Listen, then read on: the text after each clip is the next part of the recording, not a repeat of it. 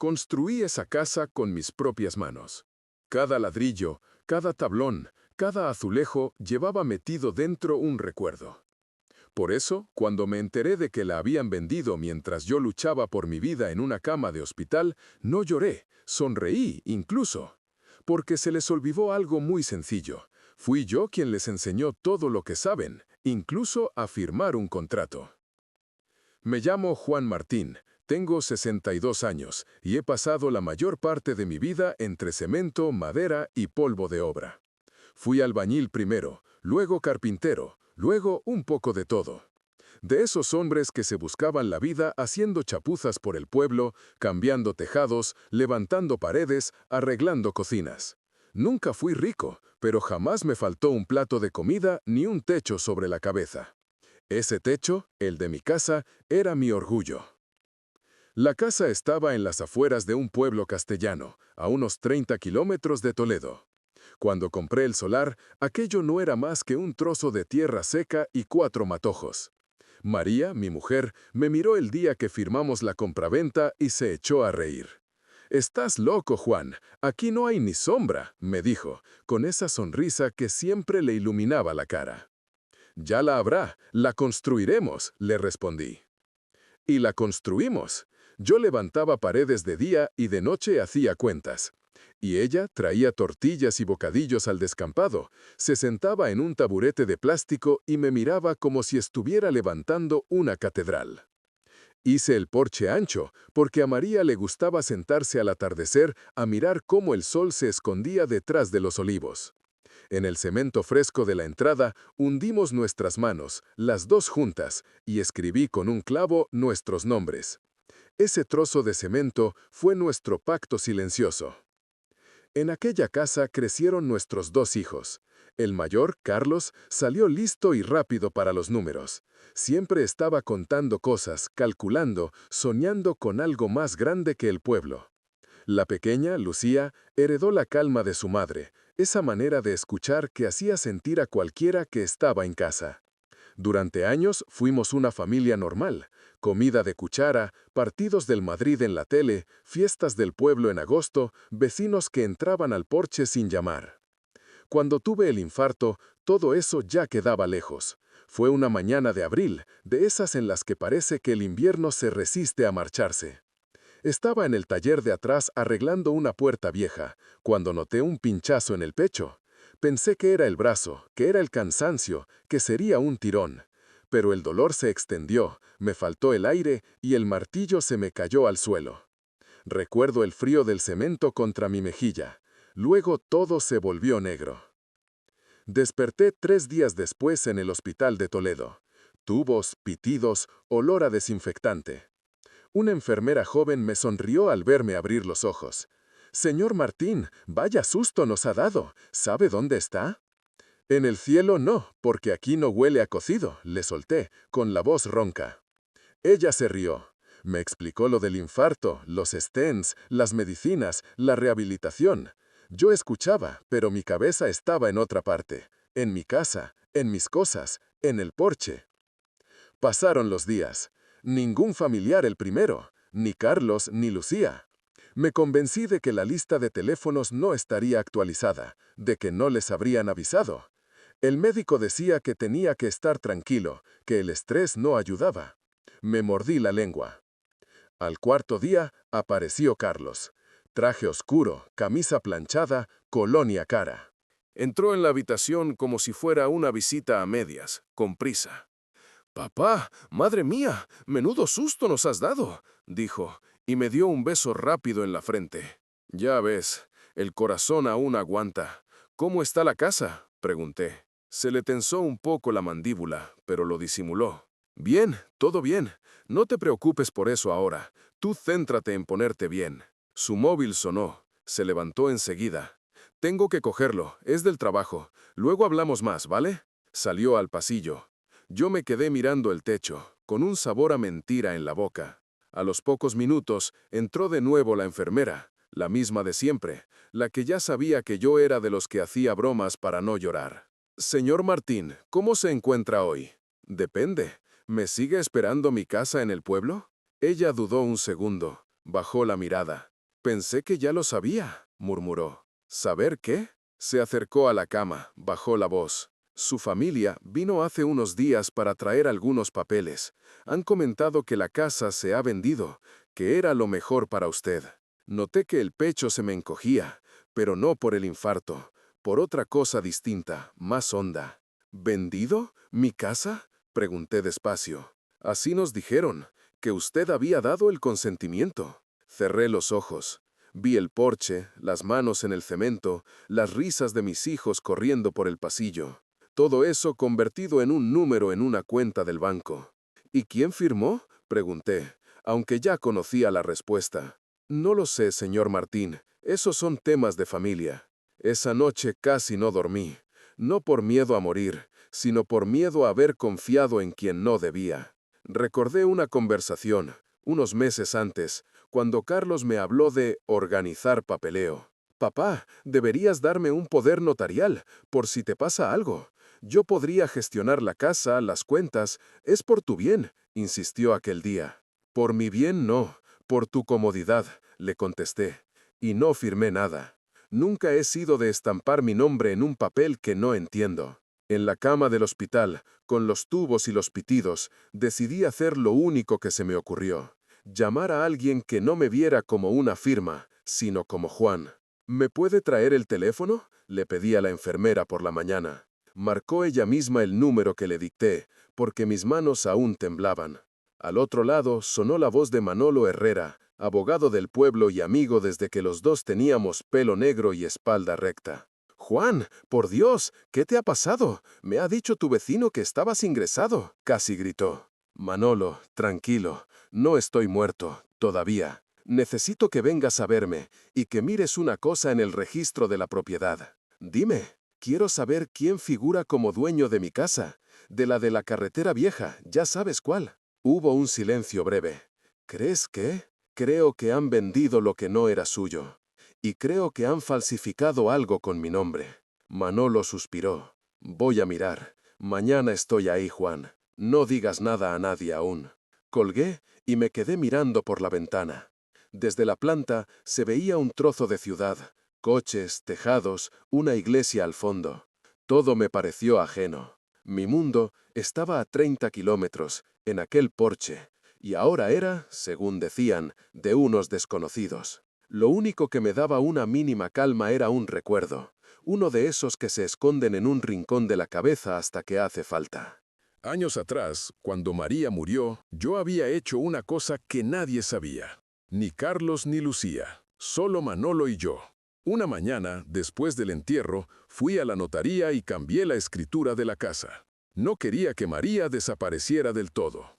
La vivienda, desde entonces, no estaba solo a mi nombre. Estaba adscrita a una especie de fundación familiar que creamos con su nombre, y a favor de los futuros nietos, con mi usufructo vitalicio. Una figura legal de esas que entienden los abogados. Yo solo entendía una cosa, que la casa ya no podía venderse sin mi firma y sin cumplir unas condiciones muy concretas. Y yo no había firmado nada. Con ese pensamiento agarrado como a una barandilla, esperé a Manolo. Y por primera vez desde que me dijeron que mi casa estaba vendida, sentí algo parecido a esperanza, mezclada con una calma muy fría. Ellos creían que el viejo estaba acabado, que podían deshacer mi vida entre papeles. Les faltaba leer la letra pequeña de la historia. La escribí yo, en castellano sencillo, delante de un notario. Manolo llegó al día siguiente con la cara seria y el traje un poco arrugado como siempre que venía con noticias que no sabía si me iban a gustar.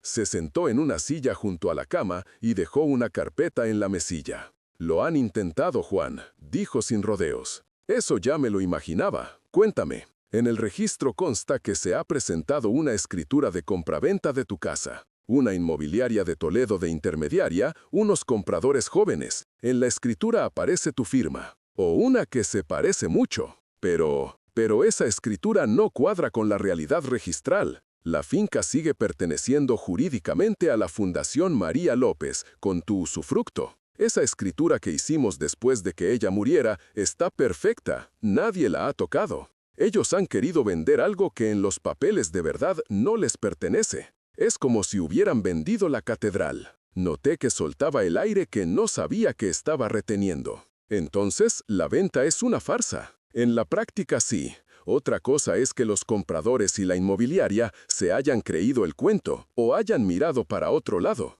Pero legalmente lo que han firmado tu hijo y quien sea que haya colaborado es papel mojado. Eso sí, hay un problema. Dilo, Manolo, ya no me asusto. Hay dinero de por medio. Señal, arras, comisiones. Esa gente reclamará. Y aquí hay falsedad documental. Podrías ir a la Guardia Civil ahora mismo. Me quedé en silencio unos segundos. Podía imaginar la escena. Agentes en la puerta de mi hijo, esposas, vecinos mirando por las ventanas, la noticia corriendo por el pueblo. No todavía, respondí al final. No quiero que sea un escándalo. Quiero que se vean la cara en el espejo primero, que se hundan en su propia mentira. Manolo me miró como cuando teníamos 20 años y planeábamos travesuras más pequeñas. ¿Qué tienes en mente? De momento nada concreto, solo silencio. Tú arregla en el registro lo que haga falta para blindar de nuevo la casa. Prepara un escrito dejando claro que cualquier compraventa sin mi presencia es nula. Y deja que se sigan creyendo los reyes del mambo unos días. Él sonrió, sin mucha alegría, pero con complicidad. Siempre te ha gustado construir, Juan, incluso trampas. Uno construye con lo que tiene, y ahora lo único que me queda es la verdad y un poco de paciencia. Después de que se fuera, me quedé otra vez solo con las máquinas. Los pitidos ya no me ponían nervioso. Me dejaron pensar. Y pensé en cómo habíamos llegado hasta ahí. Recordé el primer día que pisamos aquel descampado, cuando aún ni siquiera había camino asfaltado. María llevaba un vestido azul que el viento levantaba un poco y se sujetaba el pelo con una goma. Se metía entre las hierbas, señalaba con el dedo. Aquí ponemos la cocina, que quiero luz por la mañana. Y allí, al fondo, las habitaciones de los niños, aunque aún no existan. Y un porche largo aquí, para que tú te sientes con tus amigos a presumir de casa nueva. Esto será trabajo para años, le dije. Pues los años que hagan falta, respondió, con esa fe ciega que siempre tuvo en mí.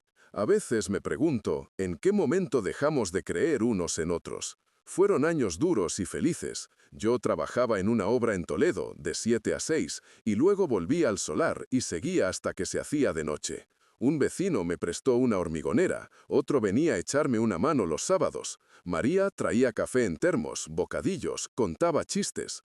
Cuando levanté el porche, ella se sentó en el escalón y dijo, «Ahora sí, ya huele a casa». Nació Carlos, luego Lucía. Los dos aprendieron a andar en ese suelo.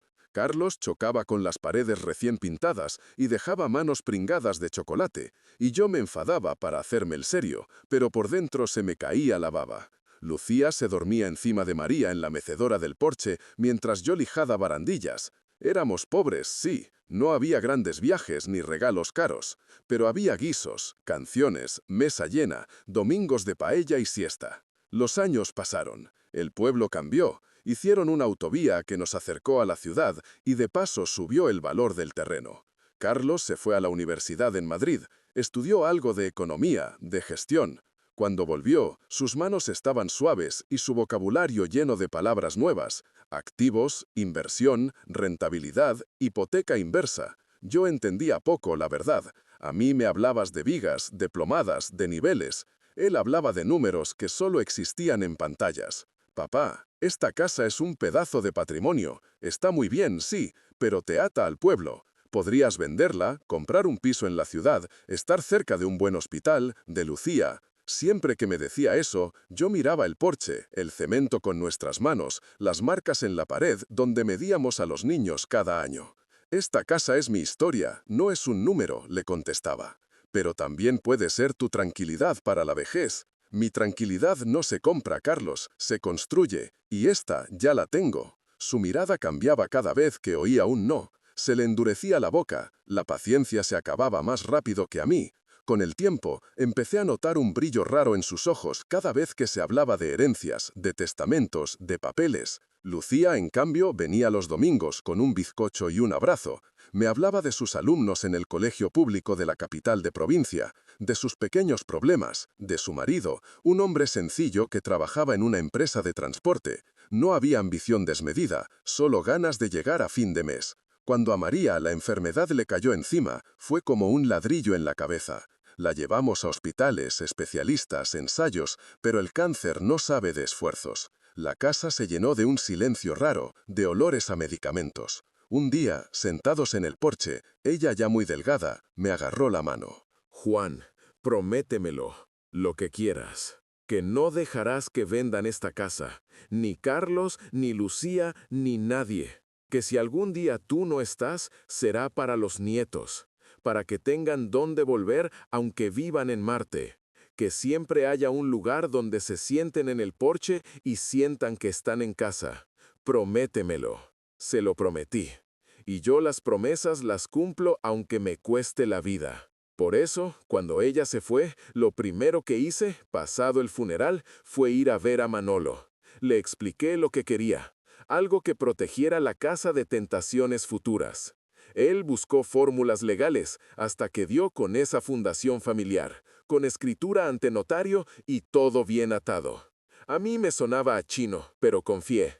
Solo me importaba una cosa, que sin mi consentimiento nadie pudiera vender ni un metro cuadrado de esa casa. Recordar todo eso en la cama del hospital me dolía y me consolaba a la vez. Dolía porque me demostraba que mi mujer había tenido razón al desconfiar del futuro. Consolaba porque yo había cumplido mi parte con previsión.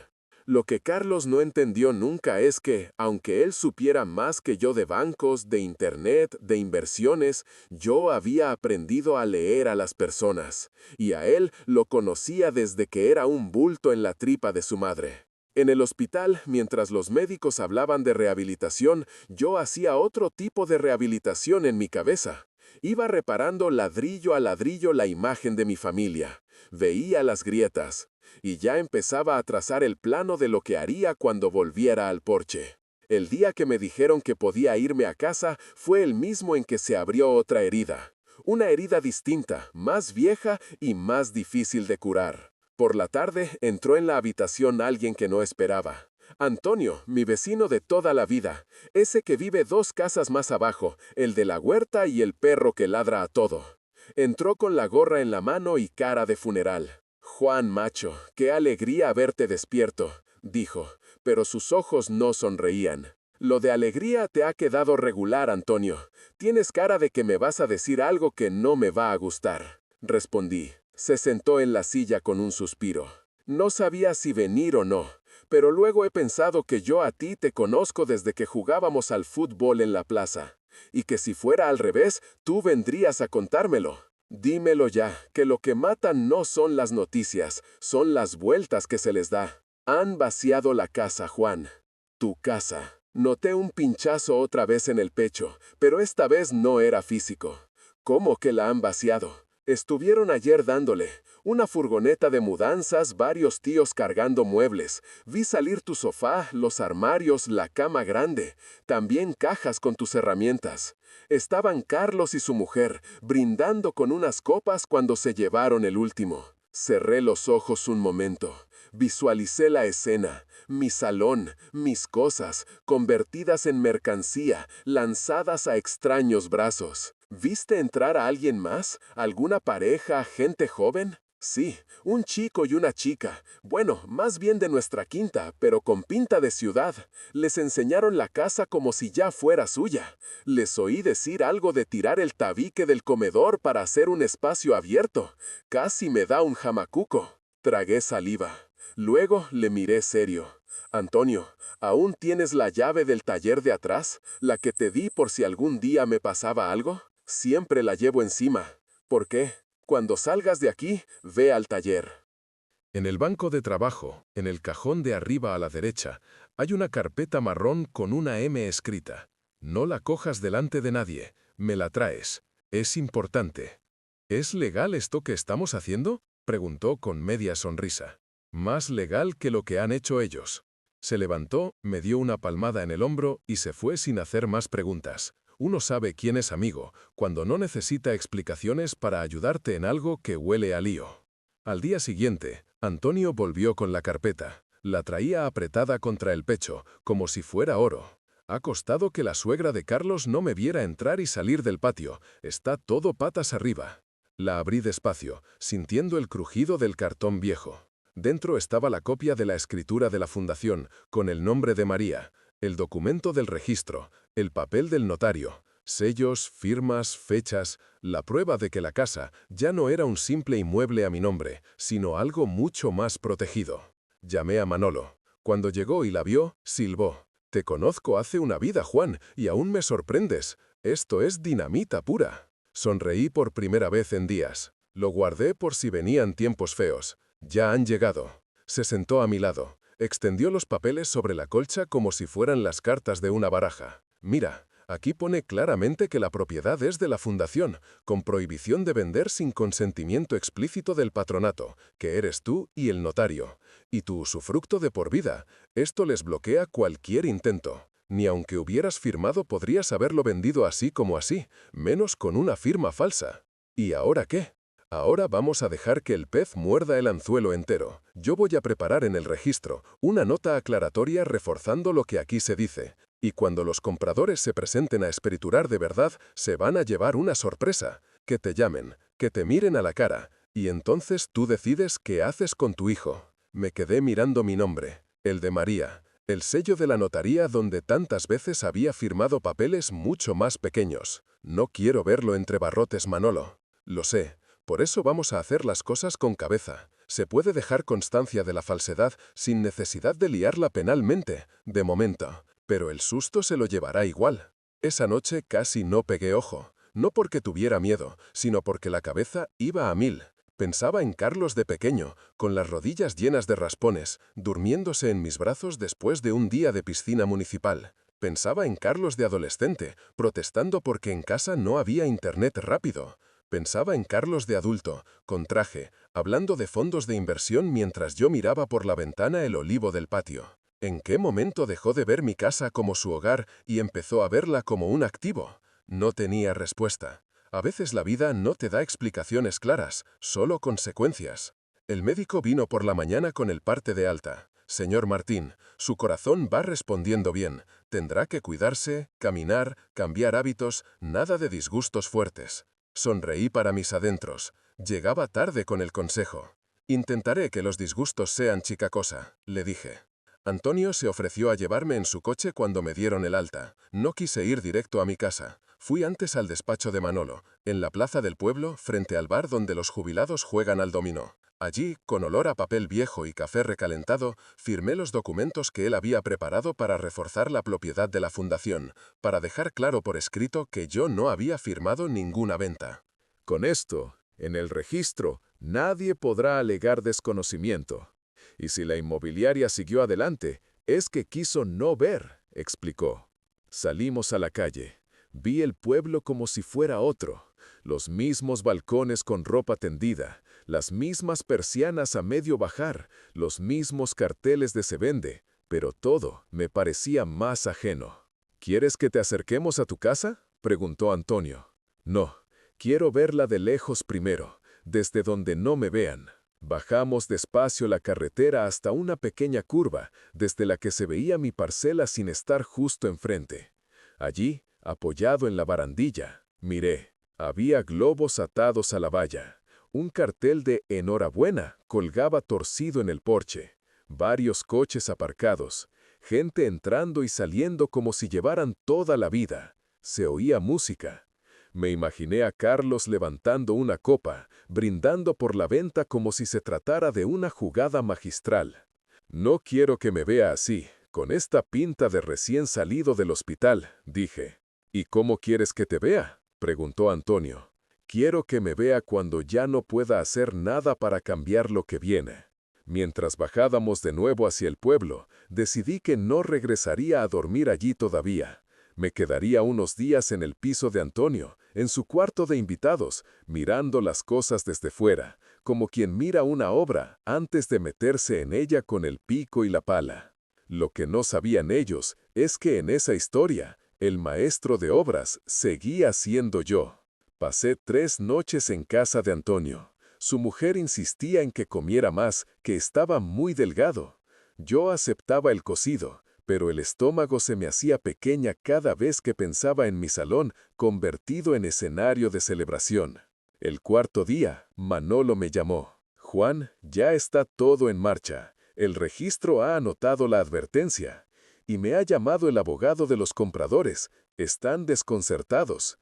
Quieren una reunión antes de firmar nada. Será en tu casa, porque los compradores quieren ver al propietario de verdad. ¿Te ves con fuerzas? Miré el reloj. Era 1:30. Para eso sí que me sobran fuerzas. Colgué y me quedé un rato sentado en el borde de la cama. Me miré las manos. Tenían manchas, venas marcadas, pequeñas cicatrices de años de trabajo. No eran manos de despacho, eran manos de hogar.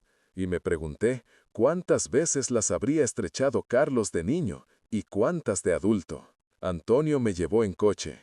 Esta vez no me escondí. Le pedí que parara delante del portal. El porche estaba adornado aún con restos de la fiesta. Un par de globos desinflados, colillas en un cenicero, una botella vacía. Llamé al timbre. Abrió Carlos. Tardó un segundo en reconocerse en mí, tan flaco, con la cara cansada. «Papá, no esperaba que... ¿Qué haces aquí?», balbuceó. «Vengo a casa», contesté.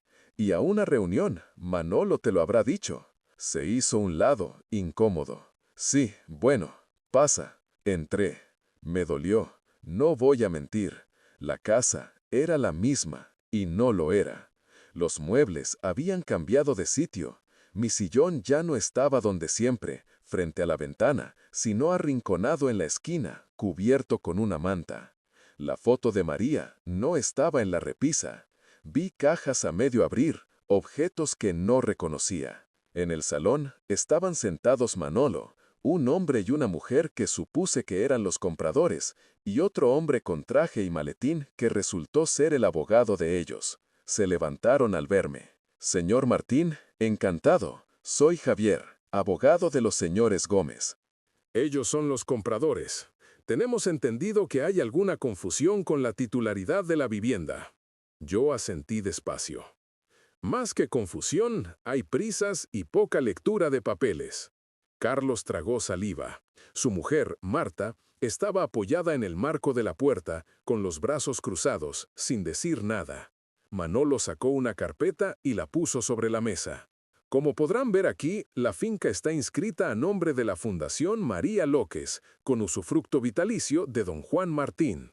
Eso significa que nadie puede vender esta casa sin su consentimiento y sin seguir unos requisitos muy concretos. Y les garantizo que don Juan no ha firmado ninguna escritura de venta. El abogado frunció el ceño, cogió los papeles, los revisó con rapidez. Pero aquí tenemos una escritura en la que consta la firma de don Juan y un poder a favor de su hijo. Un poder que no existe en el registro y una firma que ya hemos llevado a un perito calígrafo, respondió Manolo. Y el informe no deja en buen lugar a quien la estampó. Todos miraron entonces a Carlos. El aire en el salón se volvió espeso. Se oía el tic-tac del reloj de pared. No sé cuánto rato pasó hasta que él habló, con voz baja. «Papá, yo...». Levanté la mano. «Calla, ahora escuchas tú».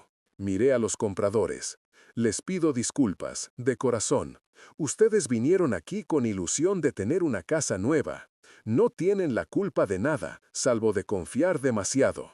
Pero esta casa no se ha vendido, no se puede vender, ni ahora, ni de cualquier manera que no sea respetando lo que se firmó hace años con mi mujer. Lo siento por ustedes. Les devolverán hasta el último céntimo, con sus intereses y con lo que haga falta. Eso se encargará mi hijo de arreglarlo, ¿verdad, Carlos?». Él asintió, blanco como la pared. «Por supuesto», murmuró. El abogado de los compradores se aclaró la garganta. En este caso, aconsejaré a mis clientes que reclamen por daños y perjuicios a la inmobiliaria y a quienes hayan presentado la escritura falsa. Y por supuesto, que se retire cualquier anuncio de venta. Se levantaron, me dieron la mano. Vi en sus ojos una mezcla de enfado y pena. Lo siento de verdad, les repetí.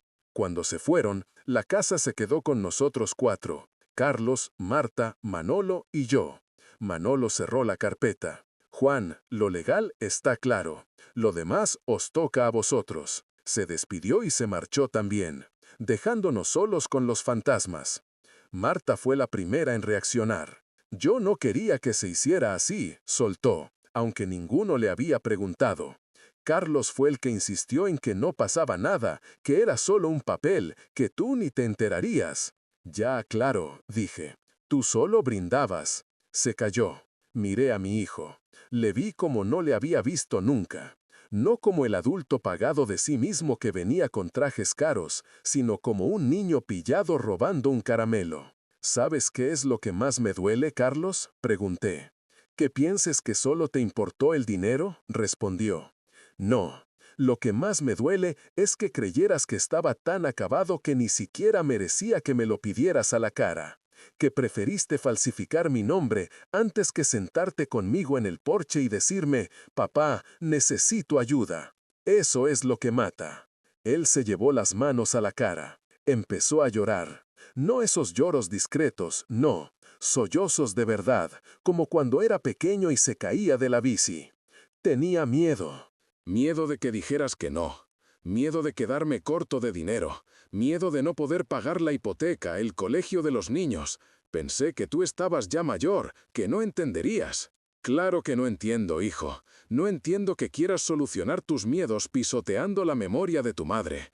Ella te enseñó mejor que eso. Marta resopló. Siempre con la memoria de María, siempre comparando. Nosotros solo queríamos mejorar. La miré con calma. Tú solo querías vivir por encima de tus posibilidades, y encontraste en mi casa tu atajo, pero este atajo se te ha cerrado. Carlos la miró de reojo, como si de repente también la viera con otros ojos. Se secó las lágrimas con el dorso de la mano.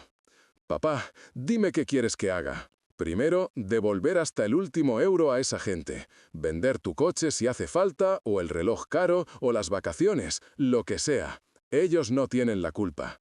Asintió. Lo haré. Segundo, a partir de hoy, esta casa deja de estar a tu alcance. Puedes venir a ver a tu hermana cuando ella esté, o a tus hijos si Lucía los trae, pero no volverás a dormir aquí ni a decidir nada sobre estas paredes.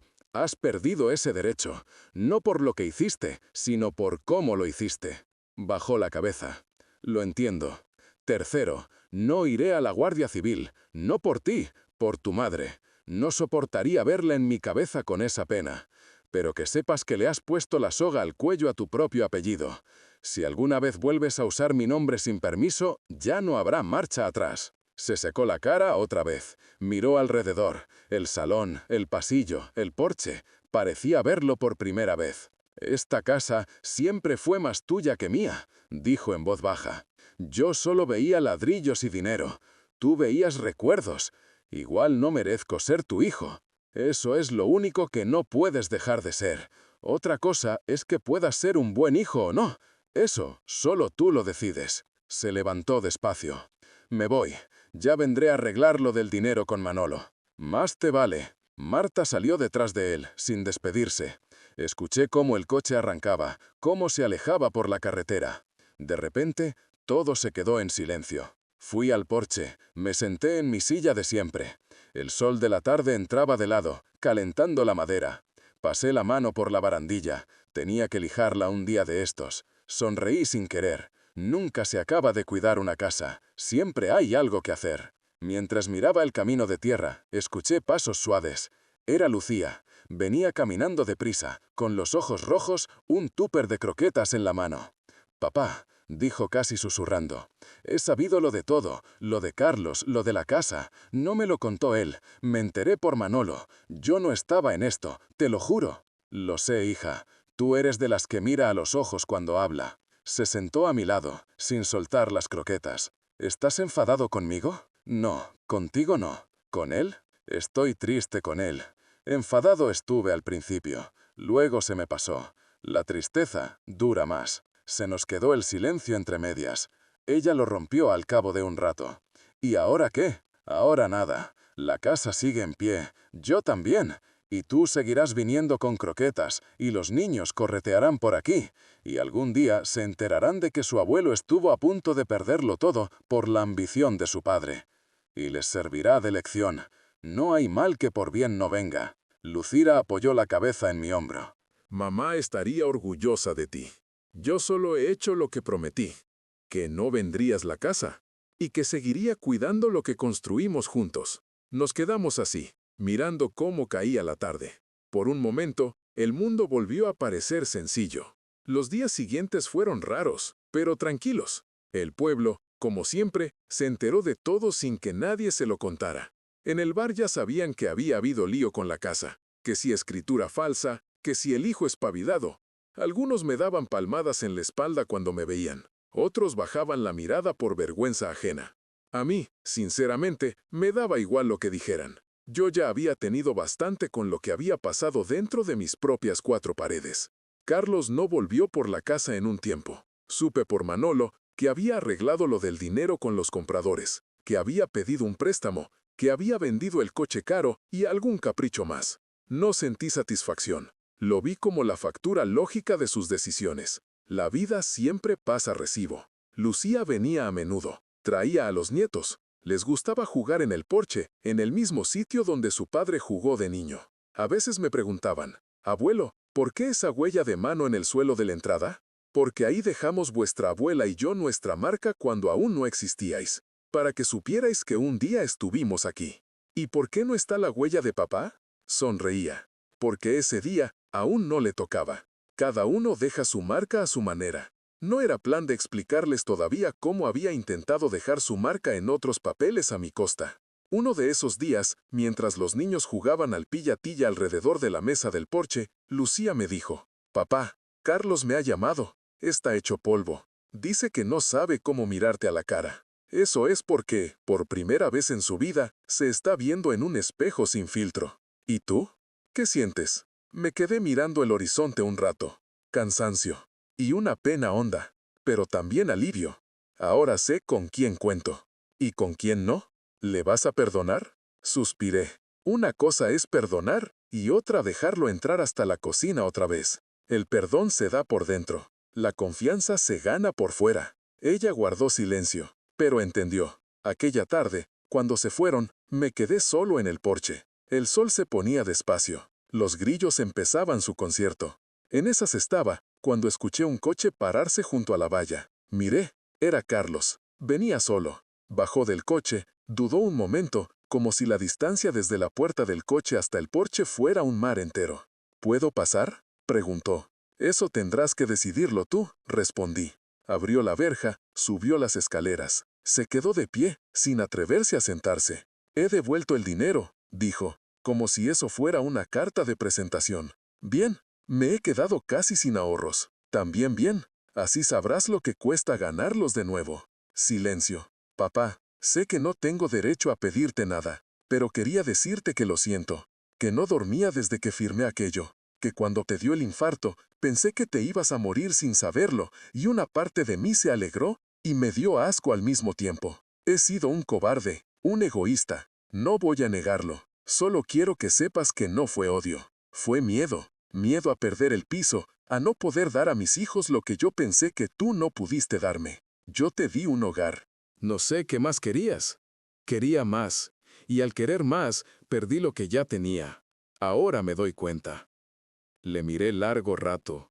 Vi en él al niño que un día fue, al hombre que podría ser, y al adulto torcido que había sido estos años.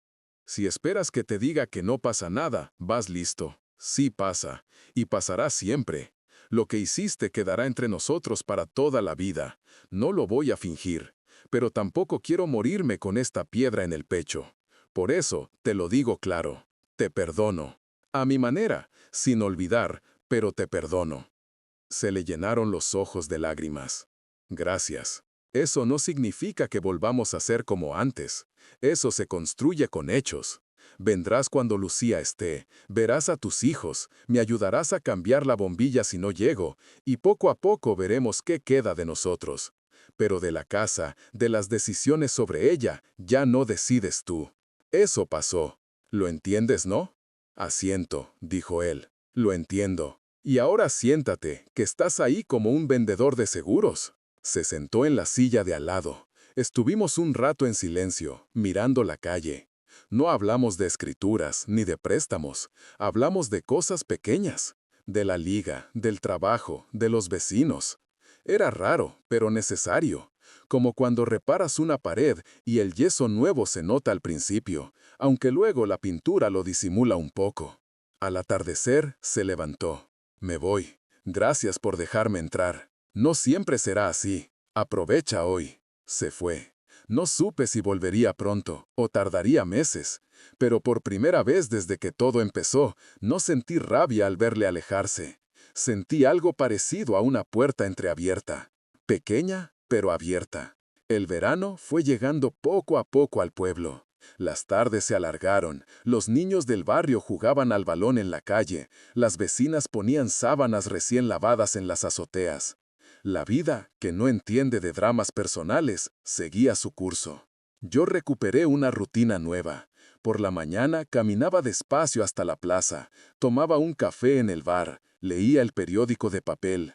Luego volvía, regaba las plantas del porche, repasaba una barandilla, apretaba un tornillo flojo. Por la tarde me sentaba en la silla de siempre y dejaba que la brisa hiciera su trabajo. A ratos pensaba, a ratos no pensaba en nada. A veces venía Lucía, otras veces venían los nietos solo, con sus mochilas, camino de casa después del colegio. Se sentaban conmigo un rato. «Abuelo, ¿tú has estado en la playa?», me preguntó un día el pequeño. «Sí, una vez, con vuestra abuela. Pero donde mejor se está es aquí, en este porche». «¿Por qué?». «Porque aquí está todo lo que he sido». No sé si lo entendió, pero se quedó mirando el suelo, como si intentara ver algo más que cemento. Una tarde de septiembre llegó una carta. No tenía sello llamativo, ni remitente claro, solo mi nombre y mi dirección. Reconocí enseguida la letra, aunque estuviera temblorosa. Era la de Carlos. La abrí con calma. Dentro había solo una hoja. Decía más o menos: «Papá, he tardado en escribirte porque me daba vergüenza. Sigo teniéndola, pero ya no aguanto más este silencio. Solo quiero decirte que sé que no merezco tu perdón, y aún así me lo diste. No sé si llegaré algún día a ser el hijo que mereces, pero voy a intentarlo. He cambiado de trabajo, gano menos, pero duermo mejor. Cada vez que veo una firma en un papel, me acuerdo de la tuya y de lo que hice. Espero que estés bien en la casa». Algún día, si tú quieres, me gustaría sentarme contigo en el porche sin sentir este nudo en el estómago. Te quiere tu hijo, aunque no lo parezca. Carlos. Doblé la carta con cuidado. Fui al taller de atrás, abrí el mismo cajón del banco de trabajo donde Antonio había encontrado la carpeta de la escritura. Allí, donde antes estaba el documento que salvó mi chaza, guardé la carta. Me pareció el sitio correcto. Entre tablas viejas y herramientas, donde siempre guardé lo que de verdad importaba. Esa noche soñé con María. Estábamos los dos en el porche, ella con su vestido azul, descalza, con los pies colgando del escalón. Yo, con las manos aún manchadas de cemento. «He cumplido, María», le decía. «La casa sigue siendo nuestra. Bueno, más tuya que mía». Ella se reía. «La casa es de quien la cuida, Juan, y tú la has cuidado, Juan». Me desperté con una sensación extraña, entre nostalgia y paz. Abrí la persiana. El sol entró en el salón, bailando sobre el suelo que yo había puesto baldosa a baldosa hace tantos años. Salí al porche. El aire de la mañana era fresco. Me senté en la silla, apoyé las manos en las rodillas y respiré hondo. Escuché el pueblo despierto. Un tractor a lo lejos, una radio encendida con flamenco, el grito de una madre llamando al niño que se iba al colegio sin la mochila. Miré al suelo. Allí estaban aún las manos marcadas en el cemento de la entrada, la de María y la mía. Un poco gastadas por el paso del tiempo, pero visibles. Pasé los dedos por encima. «Seguimos aquí», susurré. Pensé en todo lo ocurrido. En el infarto, en el hospital, en la enfermera diciéndome que mi casa se había vendido. en la rabia, en la calma fría que vino después, en Manolo y sus papeles, en Antonio y su lealtad silenciosa, en los compradores engañados, en la inmobiliaria que cerró la boca muy rápido cuando vio que había fuego, en Carlos llorando en el salón, yendo después al banco a arreglar lo que había roto, en Lucía cosiendo las grietas con croquetas y abrazos. La vida, al final, se parecía mucho a una casa. Si los cimientos están bien hechos, aguanta tormentas, incendios, temporales. Hay grietas, claro, se filtra agua, hay que cambiar tejas, pero lo importante es que no se caiga entera. A mí intentaron tirarme la casa por la vía rápida, con firmas falsas y mentiras. No lo lograron porque un día, años atrás, decidimos que aquella casa sería algo más que ladrillos. Sería compromiso, sería promesa. Vendieron mi casa mientras yo estaba en el hospital. O eso pensaron. Me dieron por acabado, me borraron de los planos. Pero olvidaron algo que parece que la gente ya no entiende. Que quien levanta algo con sus manos deja en ello algo más que sudor. Deja alma. Y el alma no se vende ni se falsifica. Hoy, cuando la tarde se cae y el sol tiñe de naranja las fachadas, sigo saliendo a este porche. A veces solo, a veces acompañado.